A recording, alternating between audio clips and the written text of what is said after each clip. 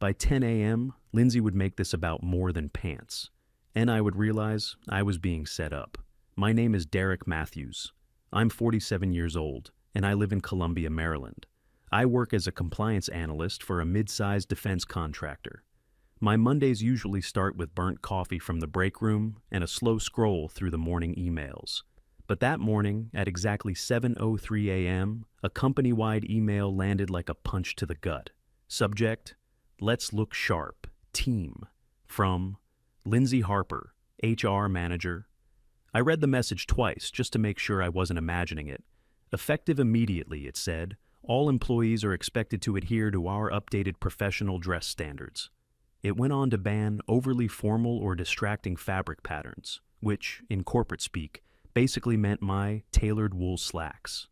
I sat there in my tiny, windowless cubicle, the hum of the fluorescent lights pressing down on me, and took another sip of bitter coffee. Of course, this had Lindsay written all over it. She'd been looking for a way to take me down a notch ever since she found out my salary wasn't far from hers. A fact I hadn't volunteered, but which somehow made its way around the office after last year's budget meeting. Paul, my cubicle neighbor and self-proclaimed team morale booster, once joked, "Derek, you dress like you're auditioning for an FBI reboot." Everyone laughed. I didn't flinch then. I'm not flinching now. The email wasn't about office aesthetics. It was about me. I could practically hear Lindsay's chirpy voice saying, "We want to promote a casual, collaborative atmosphere." Translation: Derek's not fitting in. I clicked back to my spreadsheet on federal contract stipulations, trying to ignore the faint, smug tone of the email. My wool slacks had been with me through 5 contract renewals and countless late nights. They weren't the problem. Lindsay's power trip was. I leaned back in my chair and stared at the email one more time, tapping the edge of my coffee mug. It wasn't the words themselves. It was the fact that she sent it to everyone, a quiet reminder to the entire company that I wasn't part of the team, that I stood out. And in the kind of office where blending in was practically a survival tactic, standing out could be fatal. I told myself it was just another Monday, just another passive-aggressive HR stunt. But deep down, I knew this wasn't going to end with a memo. I checked the time, 7:36 a.m. I had a couple of hours before the real showdown began. By 10 a.m., Lindsay would come for me in person, and I'd have no choice but to see this for what it was. Not about pants, not about patterns. This was about making me disappear. By 9:42 a.m., I could already smell her perfume. It was the kind that clung to the air like chemical warfare, sweet, powdery, and impossible to ignore. Lindsay strolled past my cubicle, a folder tucked under her arm, her heels clicking like a warning shot. She didn't stop. Not yet. I kept my eyes on the screen, scanning contract language about federal procurement regulations. This was the part of my job I liked. Rules that were written down, that didn't change based on who felt petty on a Monday morning. I thought maybe I'd get lucky and she'd leave it at the email. No such luck. She doubled back. "Hey, Derek!" She dragged it out like a car salesman dangling keys. I glanced up. "Morning, Lindsay. Did you, review the dress code update?" She leaned on the edge of my desk, close enough that the perfume made my throat itch. "I did," I said, turning back to the screen. "Doesn't apply to me." Her smile froze for half a second before snapping back into place. "Oh, it applies to everyone, Derek. We're just trying to keep a unified aesthetic. You know, team spirit." "Cohesion matters to the Pentagon," I said flatly. "They don't care about my pants." I didn't need to look to know her expression had soured. She was used to people nodding and saying, "Sure, Lindsay," not cutting through the nonsense. Right on cue, Paul appeared like her backup singer. He popped his head over my cubicle wall with a grin that made me want to close my laptop and walk out. "Derek, buddy, you see that email? We're all about department cohesion now. We gotta look like a team, man. Team aesthetics." I swiveled my chair just enough to meet his eyes. "Team aesthetics," I repeated. "Paul, the only people who see us are auditors, and they already hate us. You think khakis will make them like you?" Paul chuckled awkwardly, like I had missed his joke. "Just saying, we should all be on the same page, you know? Like a family," I cut in. "We're not a family, Paul. We're a line item on a contract." That shut him up. Lindsay's smile faltered, but she wasn't done. "Derek, you know," she said, lowering her voice just enough to sound faux concerned. It's not just about the pants, it's about the attitude you project. We have high-level clients coming through this week. The wrong impression could, well, it could hurt everyone. There it was, the real bullet. Not about slacks, about me. Is this a formal warning? I asked. Her mouth opened, then closed. Not yet, she said, tilting her head like a teacher scolding a slow student. I turned back to my monitor. Then, I'm going to get back to work. Lindsay straightened up, her perfume lingering like smoke after a gunshot. Paul looked like he wanted to say something, but for once he kept his mouth shut. By the time they walked away, I knew this wasn't over. She wasn't just talking about fabric. She was talking about getting me out. By late morning, the entire floor felt charged, like Lindsay's perfume had somehow seeped into the walls and soured the air. I was wrapping up a compliance report when I noticed her shadow stretching across my desk. "Those pants," she said, drawing out the words with theatrical precision. "Interesting choice." Her tone was loud enough for 3 nearby cubicles to catch every syllable. Paul popped his head over the divider like a prairie dog, sensing drama. I didn't even look up from my screen. "Is this a formal complaint?" She blinked, thrown off. "What? No, of course not. I'm just saying..." She gestured vaguely, like my slacks were a national security threat. "They stand out." "I'll file that under personal opinion," I said, clicking my mouse. Her smile tightened. "Come on, Derek. This is just a conversation, man to man, or..." She tilted her head with faux friendliness. "Colleague to colleague." I finally turned my chair to face her. "Then why are you talking to me like I'm on trial?" Lindsay glanced around to make sure the audience was still engaged. "We're trying to maintain a certain image here. Clients come through and the first thing they notice is whether we can keep them out of federal trouble," I interrupted. "Trust me, none of them are critiquing fabric choices." Paul stifled a laugh, then immediately realized Lindsay was glaring at him. I mean, Derek, maybe there's just, room for compromise," he said, voice trailing off like a coward waving a white flag. "Compromise?" I asked. "What does that look like? We all wear matching uniforms? Khakis and a smile?" "Don't be dramatic," she said, her voice hardening. "Then stop performing," I replied, keeping my tone calm. Just then, Rick, our boss, walked by with a folder tucked under his arm. His eyes flicked between us, me sitting calm, Lindsay with her arms crossed like a prosecutor.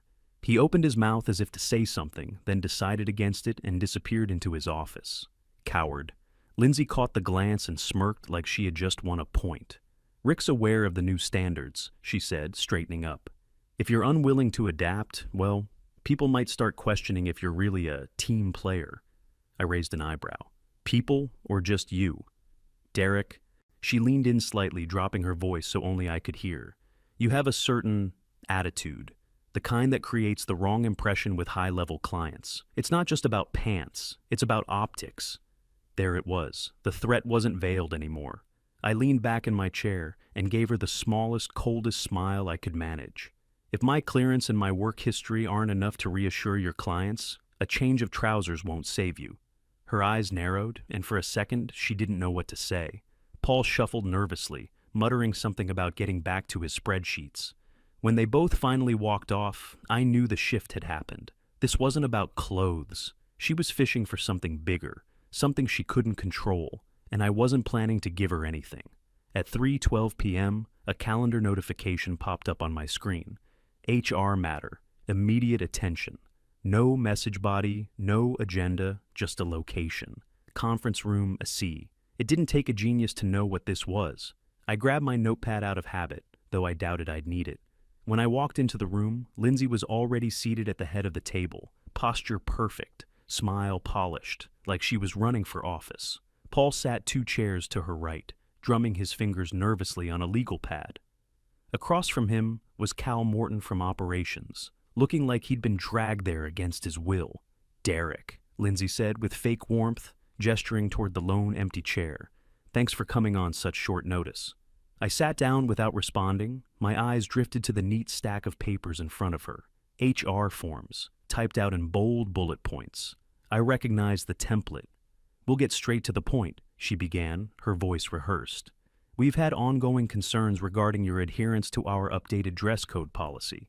In addition, your behavior today has been described as dismissive and, well, insubordinate.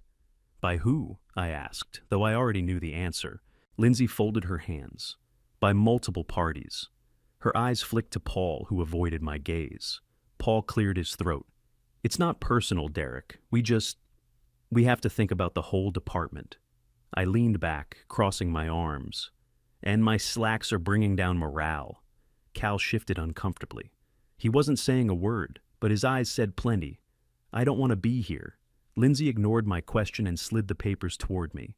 As of today, we are terminating your employment, effective immediately, for non-compliance and repeated challenges to leadership directives. I skimmed the first page. Not one word about my work.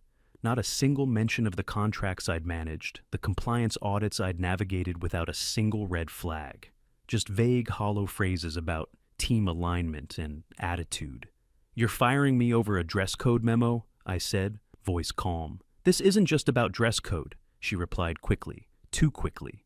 It's about the image you project and how it affects our client relationships. Funny, I said, setting the papers down. Because the clients you're talking about don't even know who you are, but they know me. Her smile faltered, but only slightly. We appreciate your contributions, Derek. This is just a business decision. A business decision, I repeated, nodding slowly. Right. I stood up, tucking my chair back with deliberate slowness. Lindsay, Paul, Cal, I said, looking at each of them. You just made a mistake that's going to cost this company a whole lot more than khaki cohesion. Lindsay narrowed her eyes. Is that a threat? No, I said. It's a fact. You just tossed out the only person who understands the fine print of our federal contracts, well enough to keep them from collapsing in front of an auditor. Good luck with that. Cal's head jerked up. His face went pale. Paul looked like he wanted to crawl under the table. Lindsay straightened her papers, pretending not to care, but her hand trembled slightly as she stacked them. I walked to the door, paused, and glanced back. When this blows up in your face, and it will, remember this conversation. Then I left, the weight of the building shifting behind me like a ship about to sink. I returned to my cubicle with a numb kind of clarity. My career here wasn't ending with a bang, just a slow shuffle out the door. I grabbed the small box I kept under my desk and began packing what little I had. A framed photo of my niece, the coffee mug with the chipped handle, and the stubborn little cactus I'd managed to keep alive for 3 years, despite Paul's helpful overwatering. The office had gone quiet, not silent, but that weird charged quiet where everyone is pretending not to stare. I could feel eyes on me as I wrapped the mug in an old meeting agenda and tucked it into the box. Paul appeared briefly, hovering like he wasn't sure if he should gloat or offer condolences.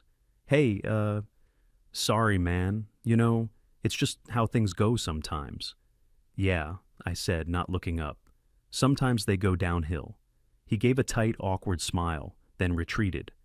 I walked past the cubicles, one slow step at a time. A few coworkers muttered half-hearted, good luck, the kind of thing people say when they're relieved it's not them. Rick, my boss, stood near the break room like he'd just come out of hiding. He glanced at me and mumbled, "Good luck out there, Derek," before slipping back into his office. Not even eye contact. I didn't bother replying. At the security desk, I pulled my high clearance badge from around my neck and slipped it into its protective case. That badge had more weight than any HR policy. It was the reason auditors called me instead of Lindsay. It was the reason our contracts never hit a snag. They had no idea what they just tossed away. I tucked the badge into my shirt pocket, lifted my box, and pushed through the glass doors. The lobby air felt heavier than usual. My steps echoed as I moved toward the revolving doors, each one punctuated by a dull hum of anger building in my chest. They thought this was the end of me. Then the lobby doors swung open. 2 men in dark suits walked in, their presence cutting through the room like a knife. They moved with a purpose that wasn't corporate. This was federal. The taller one flashed a badge I recognized immediately. Defense Security Service, he said to the receptionist. We need security and the CEO now. Every conversation in the lobby stopped. People froze mid-step, mid-sentence, mid-breath. I felt the shift instantly. The receptionist fumbled for the phone, her hands trembling. Yes, sir. Right away. The agent scanned the room, eyes sharp. One of them, a woman with cropped hair and a calm, no-nonsense face, looked at me briefly as if measuring me.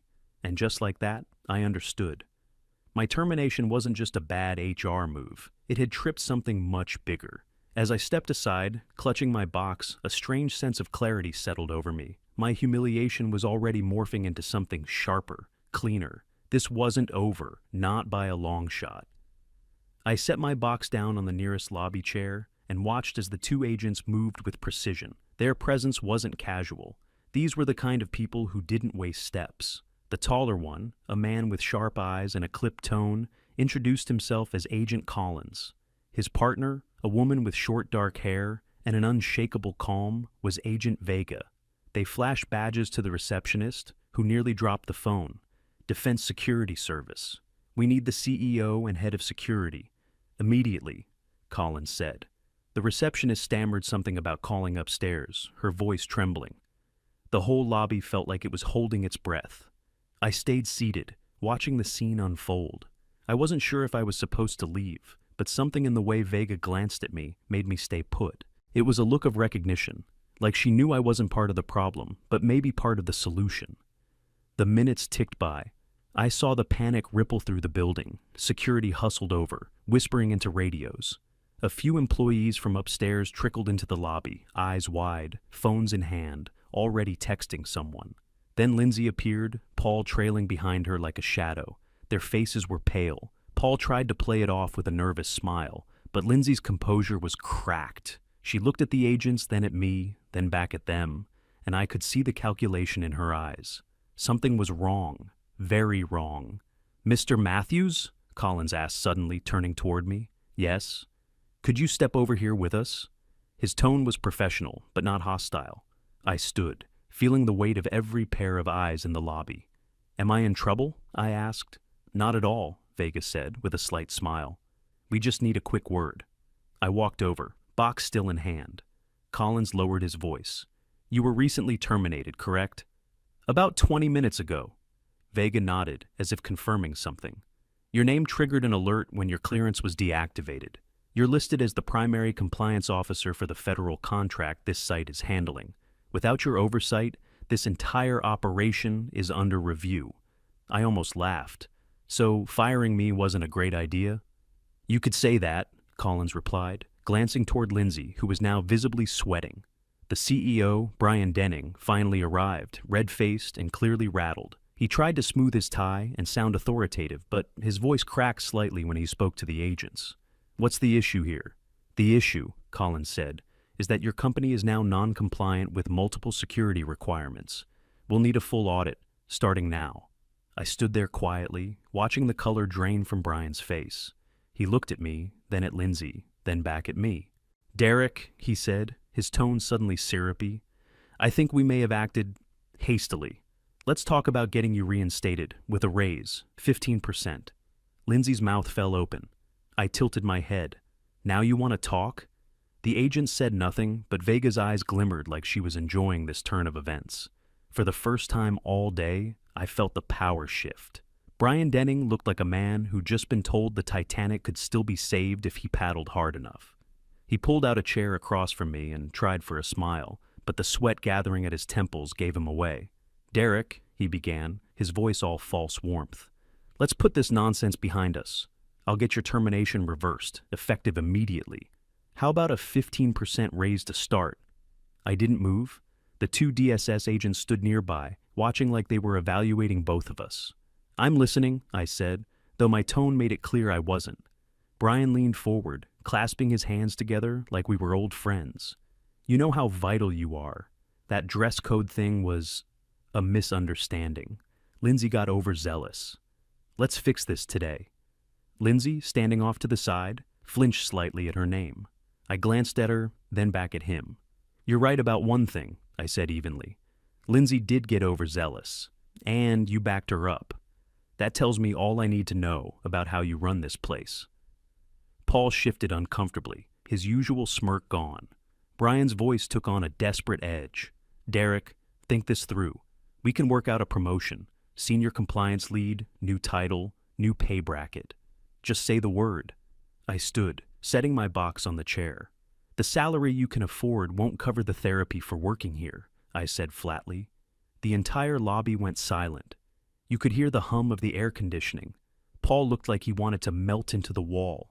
Lindsay's mouth opened, but no sound came out. Collins, the taller agent, gave a slight nod, like he approved of my line.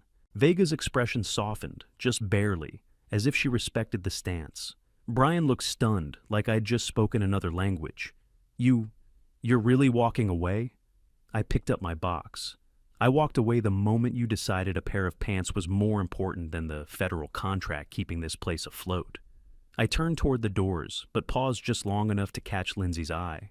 She looked small now, like all the power she'd been clinging to had evaporated. As the agents followed me, Collins turned back to the CEO. We'll be speaking with your leadership team in detail, Mr. Denning. There are concerns. The look on Brian's face told me he knew exactly what that meant. Vega opened the lobby door for me. We'll finish our conversation outside, she said quietly. I stepped into the crisp air, feeling lighter. Behind me, the building felt like a sinking ship, but I wasn't done watching it go under.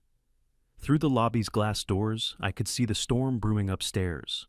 Collins and Vega had vanished into the executive wing, with Brian, Lindsay, and security trailing behind them. I stayed where I was, leaning against the reception desk, my box at my feet like a footnote to this day. It didn't take long for the volume to rise. A conference room door slammed, and I caught sight of Collins through the frosted glass, standing like a man delivering a verdict. He slapped a thick manila folder on the table. Even from this distance, I could feel the energy shift. Lindsay sat near the end of the table, hands folded tightly in her lap, eyes darting everywhere but at the agents. Brian, who had been puffed up with false confidence in the lobby just 20 minutes ago, looked like someone had deflated him. He leaned over the folder, scanning pages that must have read like a death sentence. A junior assistant scurried past me, whispering to another employee. They're listing breaches, 6 of them, all HR related. Her eyes widened when she glanced at Lindsay's pale face. She's the one they're focusing on. I couldn't hear everything, but I didn't need to. Colin's voice carried, steady and firm, as he ticked off each violation. I caught snippets. Improper clearance tracking, data mismanagement, federal compliance breach. Lindsay's posture crumbled. She tried to speak, gesturing weakly, but Collins cut her off with a raised hand. I almost felt sorry for her. Almost. Paul appeared in the lobby, standing stiffly near the elevators, clearly too afraid to join whatever inquisition was unfolding upstairs. He gave me a quick glance, like he was hoping for some kind of reassurance, but I just looked past him. He'd picked his side earlier. Inside the conference room, the mood turned darker. Brian ran a hand down his face and sat heavily, his shoulders slumped. I could practically see the math in his head. $50 million in federal contracts, all hanging by a thread that I used to hold. Lindsay finally dropped her gaze, staring at the table like it might open up and swallow her. Her lips moved, maybe trying to bargain or spin, but Collins leaned forward, his expression stern. Whatever he said next, it shut her up completely. One of the security managers stepped out to make a phone call, looking rattled. I heard him mutter, "The contract might be void. We're officially under review." I didn't gloat. There was no need. Watching their carefully built house of cards collapse in real time was enough. Then Vega turned, her sharp eyes finding me through the glass. She gave a small nod and walked toward me. "Derek," she said, her voice low and calm, "we may want to talk to you separately. We could use someone with your knowledge of these contracts." Behind her, Lindsay was practically crumbling in her chair, unable to meet my eyes. For someone who spent her career trying to project control, she looked like the weakest person in the building. The agents weren't finished yet, but I could tell they were already deciding who was worth saving. The cool air outside felt like the first real breath I'd taken all day. I stood on the steps, box in hand, watching through the glass as the conference room chaos continued upstairs. It was like watching a ship sink from the safety of a lifeboat. Agent Vega joined me first, her heels clicking against the stone. She had that calm authority that made you instinctively stand a little straighter. "You handled that well," she said. Not everyone walks out with their dignity intact. I gave a small shrug. Didn't feel that way when they marched me out of the building. Yeah, well, she said with a faint smile. They just realized how badly they screwed up. She reached into her jacket and pulled out a cream-colored card, holding it between two fingers. We subcontract oversight roles for sensitive contracts. Pays better than what they were giving you, and we don't care about your pants. I couldn't help but laugh. The first real laugh I'd had all day. I took the card, sliding it into the same pocket where my badge still rested. The weight of it felt different. Not heavy, but solid, like leverage. Collins appeared beside her, adjusting his tie. If you're interested, call the number. We like people who know how to keep things from falling apart when everyone else is playing office politics. I nodded. Sounds better than being thrown out over khaki culture. Vega smirked. Exactly. Behind the glass doors, I saw Brian pacing like a man cornered. Lindsay was slumped in a chair, her confidence reduced to nothing but a clenched jaw and pale face. Paul, of course, had vanished, probably hiding behind a vending machine somewhere. I turned away from the building. You two go handle the rest. I think my part's done here. Vega gave a quick nod. We'll be in touch, Derek. Don't let them rattle you. I walked to my car slowly, the late afternoon sun bouncing off the hood. Every step I took away from that building, the humiliation I'd felt earlier melted into something sharper. Not anger, more like quiet satisfaction. They'd tried to bury me with a fake memo and corporate theater, but now they were the ones choking on their own mistakes. I set my box in the back seat and slid behind the wheel. For the first time all day, I didn't feel like I'd lost something. I felt like I'd just leveled up into a game they weren't even qualified to play. As I pulled out of the parking lot, the building loomed behind me, its mirrored windows reflecting a corporate world I was no longer part of. It looked smaller already, like a cheap prop for a play I'd been cast in without knowing the script. I glanced in the rearview mirror. Through the glass lobby doors, I could still see shadows moving. Brian pacing, Lindsay probably trying to salvage her career, Paul lurking somewhere hoping no one noticed his silence.